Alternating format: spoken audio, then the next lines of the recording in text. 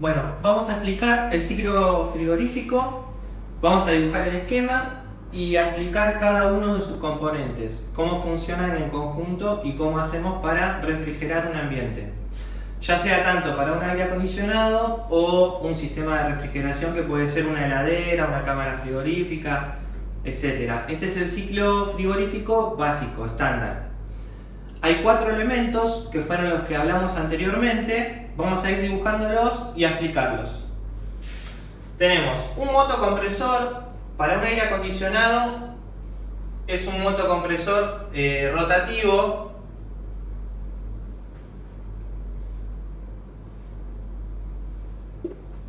Del cual, del tubo de descarga, va a salir el refrigerante.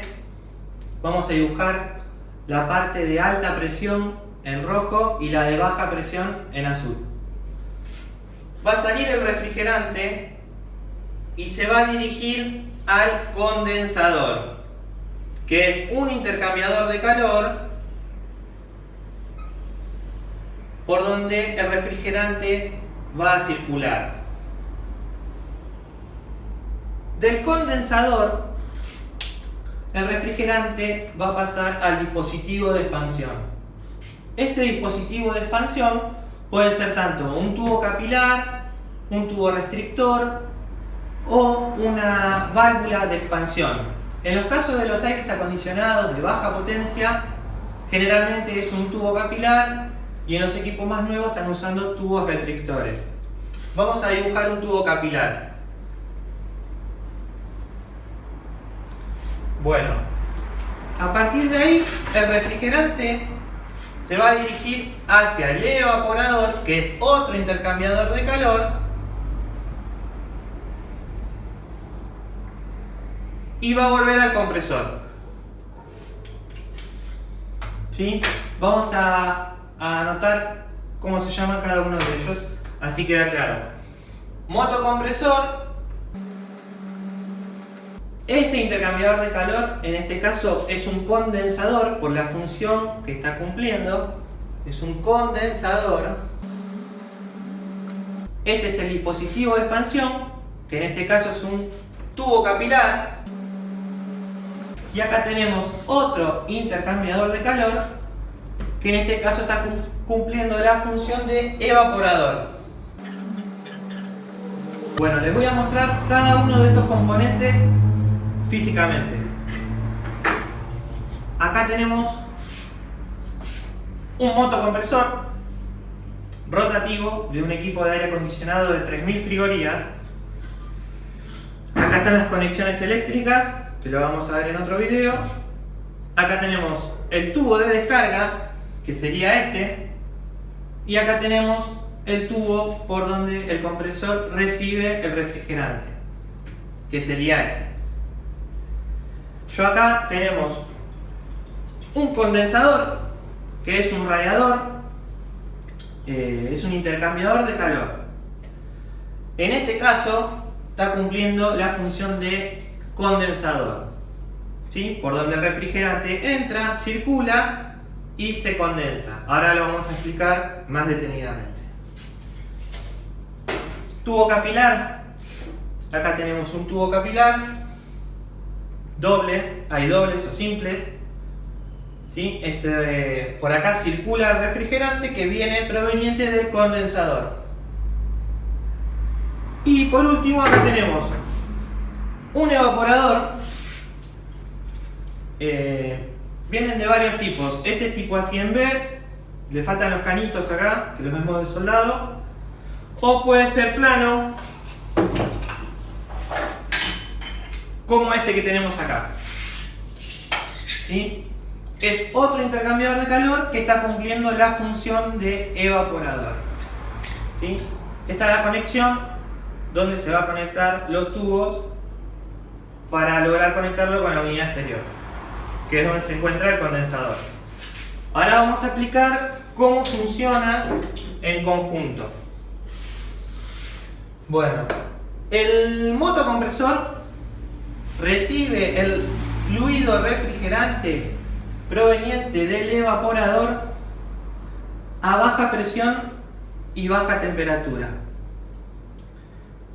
Lo comprime elevando su presión y su temperatura. Como hablamos en la clase anterior, estuvimos hablando de presiones y de temperatura que van de la mano. Si aumentamos la presión de estos refrigerantes, aumentamos su temperatura. El motocompresor lo que hace es comprimir un gas, un vapor, aumentando su presión y su temperatura. Lo saca por el tubo de descarga y lo envía al condensador. Acá tenemos un fluido refrigerante en un estado de vapor sobrecalentado. Acá hay un vapor sobrecalentado. Entra al condensador por la parte superior, como si fuera entra por acá arriba. Y mientras empieza a circular por el condensador, o sea, por los tubitos, hay un forzador, que es un ventilador, que sopla, que está ubicado acá, sopla, el cual extrae el exceso de calor del condensador, le saca temperatura al condensador.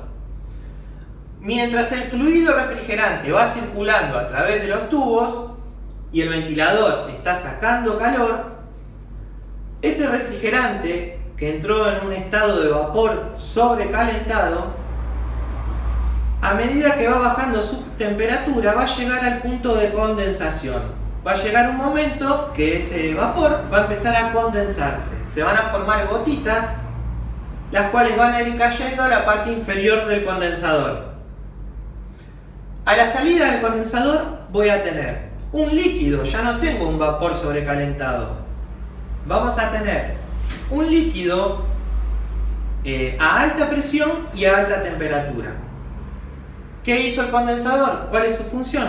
Transformar un vapor en un líquido, aparte de ceder calor al medio condensante.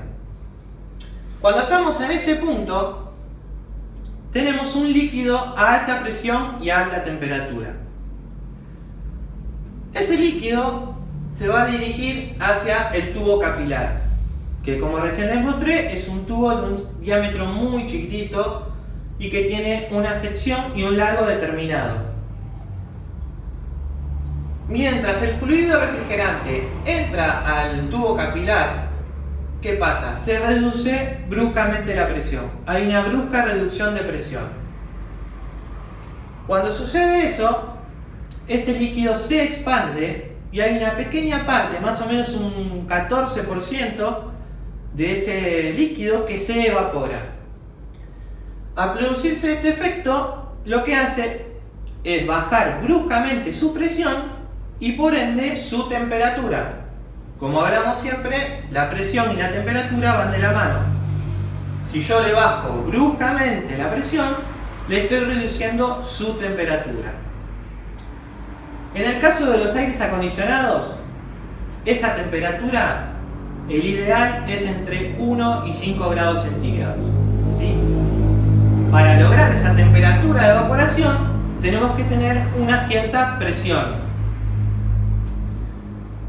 Cuando llegamos a este punto, que es el final del capilar, vamos a tener mayormente líquido, pero en vez de a alta presión y temperatura, a baja presión y baja temperatura. Y una pequeña parte va a ser un vapor, un gas, que se conoce como flash gas, que quiere decir gas instantáneo. En este punto tenemos un líquido saturado. La palabra saturado quiere decir que hay una pequeña porcentaje de gas. Un líquido saturado a baja presión y baja temperatura. El refrigerante va a viajar hacia el evaporador, que es el intercambiador de calor que se encuentra en la unidad interior. En la entrada del evaporador vamos a tener un líquido a baja presión y baja temperatura. Quiere decir que va a estar frío. Por eso el evaporador se enfría. En este caso sería este evaporador. En la entrada, que sería el caño finito, va a entrar este caño finito, corresponde en el dibujo a este segmento. Entonces, va a entrar un líquido a baja presión y baja temperatura. A medida que va circulando por el evaporador y el aire del ambiente que está a mayor temperatura lo atraviesa, este líquido refrigerante absorbe el calor del ambiente evaporándose. Ahí es donde se produce la refrigeración en el lugar. El líquido que circula a través del evaporador absorbe el calor que lo atraviesa, robándose el calor del ambiente. Cuando llegamos al final del evaporador, tenemos que tener mayormente un gas. Quiere decir que todo el líquido absorbió el calor del ambiente. El fluido refrigerante se evaporó y se dirige nuevamente al compresor que lo succiona y en este caso el compresor tiene que succionar completamente un vapor, no puede recibir un líquido porque dañaríamos el motocompresor. Tiene que recibir un vapor. Esto es un proceso cíclico, así que el motocompresor vuelve a comprimir y vuelve a repetir todo el ciclo. Así funciona cualquier ciclo frigorífico, tanto para un aire, una heladera, una cámara, por compresión.